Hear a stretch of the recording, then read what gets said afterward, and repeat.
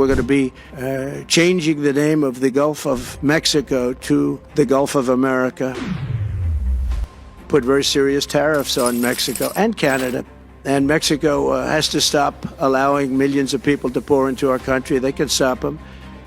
And we're going to put very serious tariffs on Mexico and Canada, because Canada, they come through Canada too. And the drugs that are coming through are at record numbers, record numbers.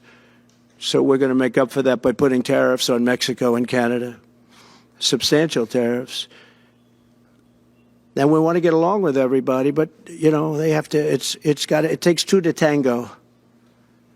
We're approaching the dawn of America's golden age. It's going to be a golden age for America. We have things that nobody else has. We have more natural resources. We have number one. Nobody knew that until I came along. I made us number one. We're number three. I made us number one in a very short period of time in drilling. And, you know, you can talk about windmills. They litter our country. They're littered all over our country like dropping paper, like dropping garbage in a field. And that's what happens to them, because in a period of time they turn to garbage. Most expensive energy ever. They only work if you get subsidy. The only people that want them are the people that are getting rich off windmills, getting massive subsidies from the U.S. government. And it's the most expensive energy there is. It's many, many times more expensive than clean natural gas.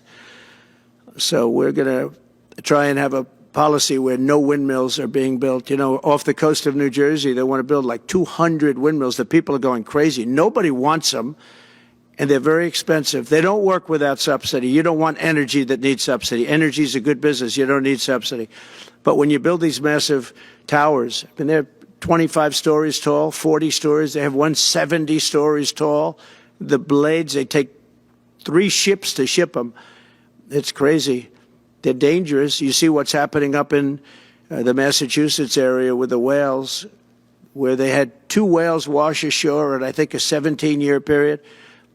And now they had 14 this season. The windmills are driving the whales crazy, obviously. And they had actually over, I think, 125 or something over a number of years. And we don't want that to happen. It's a disaster. It's amazing the way a true environmentalist would say, oh, we love wind. It sounds good, but that's about where it ends. You know, after 10 years, you have to redo them. And what happens is they don't do that. They let them stand and they rust, and they say, because of the environment, I'm not a believer in this, but they say you can't, because it's a certain fiberglass, that the blades cannot be buried in earth, that's an environment. So what do you do with them? What do you do with them? And I don't know if you've ever gone to Palm Springs, California, or any of these places where you have long-term windmills standing. They're a disaster. They're rusting, rotting, closed, falling down. This is as you enter Palm Springs. And they put new ones next to them because nobody wants to take them down, because why should they take them down? It's very expensive to take them down, and you can't do anything with them because the blades, you can't bury them because of the environmental protection. We'll look at that. Doesn't make sense, but that's what they say.